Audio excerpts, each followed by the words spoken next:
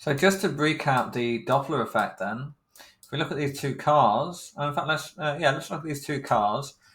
This car on the left, we've got waves emanating from it, and each of these circles represent. I guess we can think about it as a wave front, or maybe the crest of a wave, or something like this. So the one that we've highlighted in green is the wave that was the longest to go, and the smallest wave is the wave that's just been emitted from the car. At each point, whenever it emitted the one we've highlighted in green, the car was in the same place that it is now. Whereas the one on the right, I've coloured these in different colours, and the green, the one that I've coloured in green, was was given out from when this car was here. The one that I've coloured in red was given out when the car was here, and this blue one was given out when the car is where it is. So as a result, it gets bunched up at the beginning, bunched up in front and stretched out behind. Any observer will hear it as a high pitch in front and a lower pitch behind. And I guess if you're on the side or something like that, you might hear what it would have been if it was stationary. Now that effect happens with all waves. Here we can see it with a water wave, the duck paddling and the waves in front of the duck getting squashed up and the waves behind the duck getting stretched out. It also happens with light waves. So this is a binary star system, and if we're over here, let's say this is our planet, we're looking with a telescope at this binary star system. On this side, as the stars are moving towards us, it's going to be more squashed, and on this side it's going to be more stretched. So the wavelengths will be smaller than normal over here and larger than normal over here. So if the wave was stretched, we would see then the wavelength would be shifted, be more towards this left-hand side, and that's on the left-hand side where for larger wavelengths is where red is. So we call that red shifted, and then if it's the other way, if it's squashed, then we'd call that blue shifted. So I'll put squashed is blue shifted. Now it's important to realize that it doesn't necessarily mean that it's actually red or actually blue. In other words, it could start off green, something might be producing green light, and it's red shifted and now we see yellow. Or it might start off blue and it's red shifted and now we see cyan. It just means that it's shifted towards the red end of the spectrum. In fact, let's have a think about what would happen if it was already red and then it got red shifted. It would move beyond the visible light spectrum altogether, and we wouldn't even be able to see it anymore.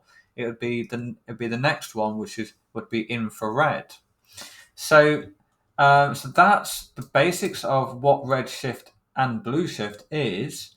What's this got to do with the Big Bang theory? Well, basically what we noticed is when we looked up at distant galaxies, the vast majority, maybe all of the distant galaxies, were redshifted. In other words, they were moving away from us.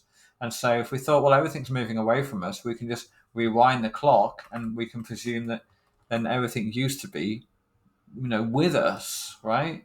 So it's like you're seeing an explosion, but you much later than it actually started, and so you can just imagine what must have been the case if you go back in time.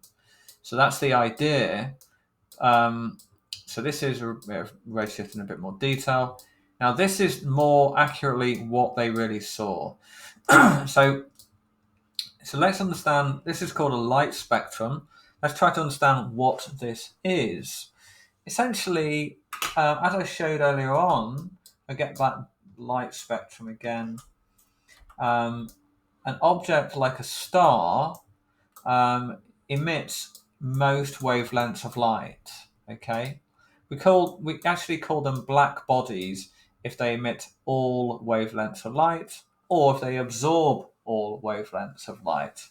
But just looking at the emission first, what wavelengths of light do they emit? If they're what we call a perfect black body, they emit all the wavelengths of light. But Stars, in fact, everything doesn't emit. They don't emit all wavelengths of light.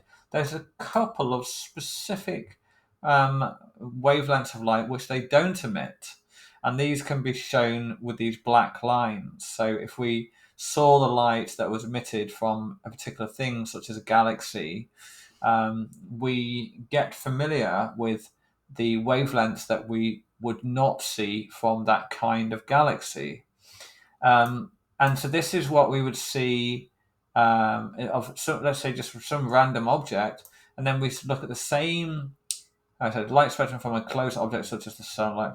Okay, oh wait, it's basically that's a little bit vague the way they've written that, but we've got something that is not red shifted, and something over here which we see is producing this kind of light, which this kind of wavelength.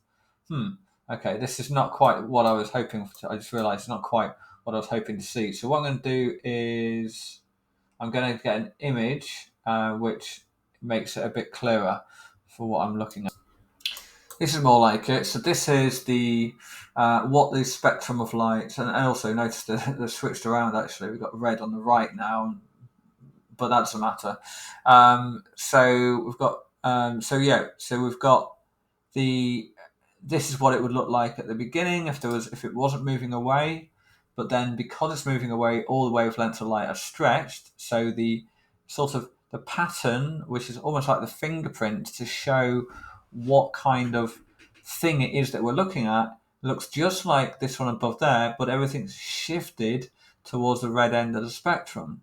So this gives us a clue that the wave, all the light that is emitted, must somehow be stretched, and the reason why it must be stretched is because it's redshifted. Well, it's undergoing a Doppler effect because it's moving away from us. So once we made that assumption, we plotted a graph, and we thought, well, we didn't. I think it was mainly this guy called Edwin Hubble who plotted this graph, and he sort of said, okay, so these little things are supposed to be images of galaxies, and he plotted that how big the redshift was compared with how far away the stars were. And as you can see here, the further away the galaxies, the more the redshift, and the more the redshift, what that would mean. So that's one thing I haven't explained. There is if something's moving away, we get redshift. What is it? What do we get if it's moving away quickly or slowly? The redshift would be large or small. If the thing is moving away really quickly, we're going to see a much greater redshift compared to if it's only moving away a little bit, not as fast. That makes sense, really. So what we're seeing here is if we have a large redshift, then this would mean so moving away more quickly. Basically, the larger the redshift, the larger the faster the speed would be. So this means that things that are moving away further from us, things that are further away from us are also moving away faster than things that are close to us. The reason for that is quite complicated, but for now we'll just say that this supports our understanding of the Big Bang Theory. So this graph here is a bit complicated to understand why it all works out in that way. So we'll just simply say that it's what we'd expect. So yeah, that's that's how redshift is connected with the Big Bang Theory. So this is basically what this graph is telling us there.